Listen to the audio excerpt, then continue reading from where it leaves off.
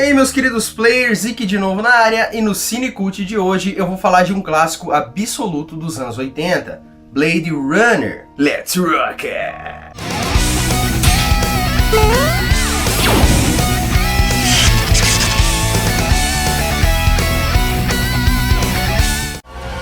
Quite an experience to live in fear, isn't it? That's what it is to be a slave.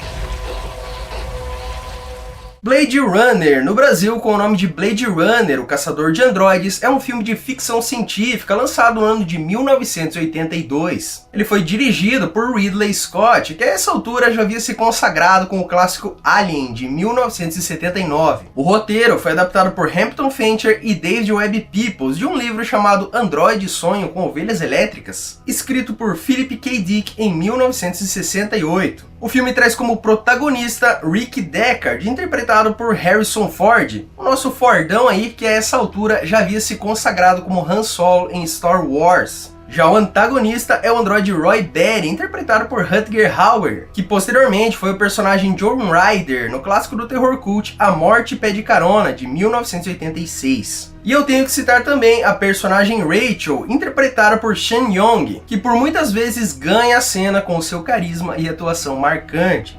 O filme se passa em 2019 em Los Angeles e conhecemos um futuro repleto de carros voadores, prédios imensos, animais sintéticos e, claro, alguns poucos replicantes, que são androides com todas as características de um ser humano, criados para ajudar na colonização de outros planetas no espaço sideral. Porém, em determinado ponto, os replicantes se voltaram violentamente contra os humanos e passaram a ser ilegais e expressamente proibidos na Terra. É aí que entram os Blade Runners, caçadores de androides que têm o objetivo de exterminar qualquer replicante que seja detectado. O melhor Blade Runner de todos é Rick Deckard, que é retirado de sua aposentadoria e colocado para encontrar e eliminar 4 replicantes fugitivos e extremamente perigosos. Ao longo de sua jornada, Deckard começa a ter questionamentos sobre o sentido de humanidade e sobre o que ou quem é realmente real à sua volta.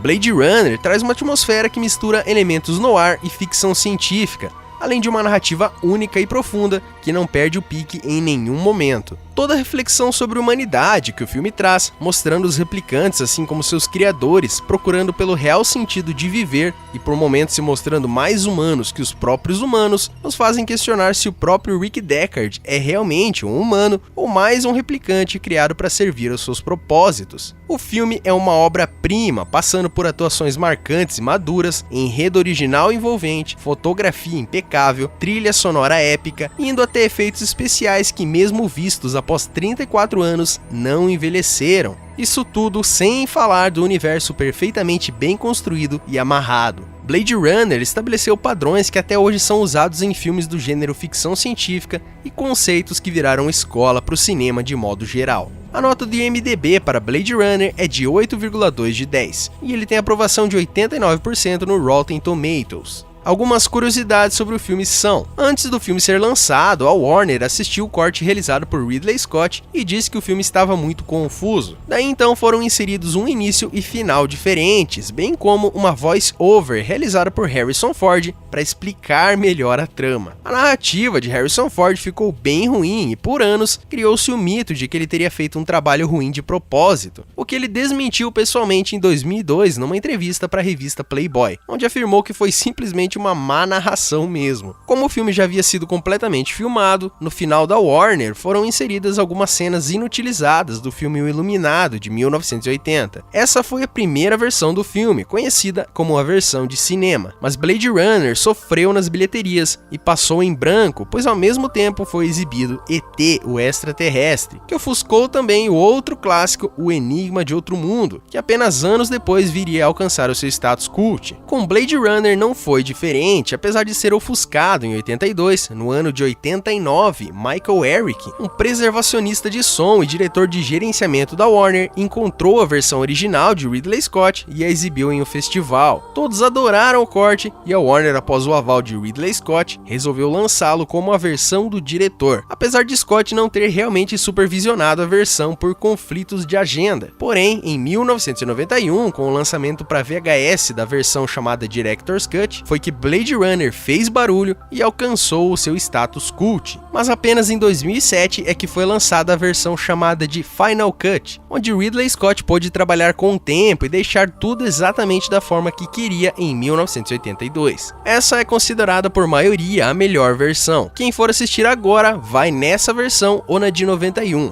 porque a versão autoexplicativa de 82 realmente é bem meia boca. Esse foi o primeiro filme americano de Ridley Scott, além de ser o seu favorito de toda a carreira. Inicialmente, ele brincou com a ideia de ambientar o filme na cidade fictícia de San Angeles, uma mistura de São Francisco e Los Angeles. Essa ideia foi utilizada posteriormente em O Demolidor, de 1993. Rutger Hauer teve muitas ideias criativas para a caracterização do seu personagem, como o momento em que ele pega e acaricia uma pomba. Ele também improvisou uma das frases mais marcantes do filme, onde diz: "Todos esses momentos se perderão no tempo", e complementa com "como lágrimas na chuva". Blade Runner também é o filme favorito de sua carreira. Alguns títulos considerados para o filme foram Android, Mecanismo, Dias Perigosos e até mesmo Gotham City. Mas Bob Kane, criador do Batman, não quis vender os direitos para o nome. Por outro lado, Christopher Nolan diz que Blade Runner é uma de suas maiores influências como cineasta, e abusou dessa influência para ambientar Batman Begins de 2005. Alguns monitores de computador dentro dos veículos são os mesmos utilizados na nave Nostromo de Alien de 1979. Alguns efeitos sonoros também foram reaproveitados. Philip K. Dick, autor da obra original, assistiu 20 minutos do filme e ficou extremamente impressionado com a adaptação, desde história até a escalação do elenco, e ainda afirmou: "Esse é o meu próprio mundo interior. Eles o captaram perfeitamente." Philip não pôde ver o filme completo, pois faleceu vítima de um AVC meses antes da estreia do filme no cinema. O termo replicante não é usado no livro, lá as criaturas são chamadas de androides ou endes, mas o filme abandonou esses termos, temendo que eles soassem de forma cômica na telona. A ideia do termo veio da filha de David Webb Peoples, Risa, que estudava microbiologia e bioquímica. Ela apresentou a seu pai a teoria da replicação, o processo pelo qual as células são duplicadas para fins de clonagem. Apesar de no filme não ficar claro, no livro é afirmado que o uso de animais sintéticos se deve pela extinção da grande maioria dos animais da Terra. Apesar do título original do livro ser Androides Sonham com Ovelhas Elétricas, após o filme ele foi relançado sob o título de Blade Runner, contando com uma capa diferente da original que remetia mais ao filme. Em 1982, ano de lançamento do filme, Blade Runner também ganhou uma adaptação de 2 edições em HQ, publicada por nada mais nada menos que a Marvel Comics. Blade Runner é um clássico que influenciou e ainda influencia muita gente dentro e fora do cinema. Uma das pessoas que bebeu dessa influência foi Hideo Kojima. E bem-vindos a mais um Momento Curiosidade Metal Gear, que só quem vê todos os vídeos do canal vai ficar sabendo.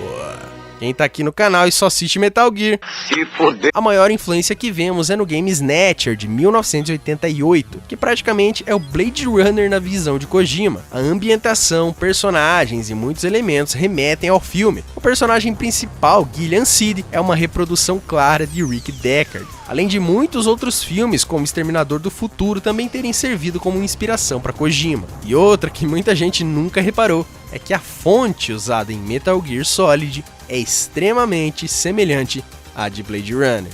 Em 1997 foi produzido um game para PC no estilo point and click, que servia como uma sidequel para o filme, uma história ambientada no mesmo período do filme que cruza com o enredo principal. O protagonista do game era Ray McCoy, que era outro Blade Runner. Muitos atores do filme participaram do game, com exceção de Harrison Ford, que tem apenas o seu personagem Rick Deckard citado na trama. A nota do jogo no Metacritic é de 8,9 de 10.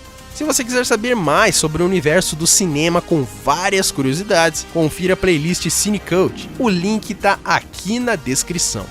Enfim, chegamos ao fim de mais um vídeo e se você curtiu, clique em gostei aqui embaixo, compartilhe o vídeo nas suas redes sociais e não esqueça de seguir o Icplaycine no Twitter e curtir a página lá no Facebook, ok? Se você é novo aqui, seja muito bem-vindo e muito obrigado a você que assistiu até aqui, de coração mesmo. Um grande abraço a todos e até daqui a pouco. Keep a rockin'!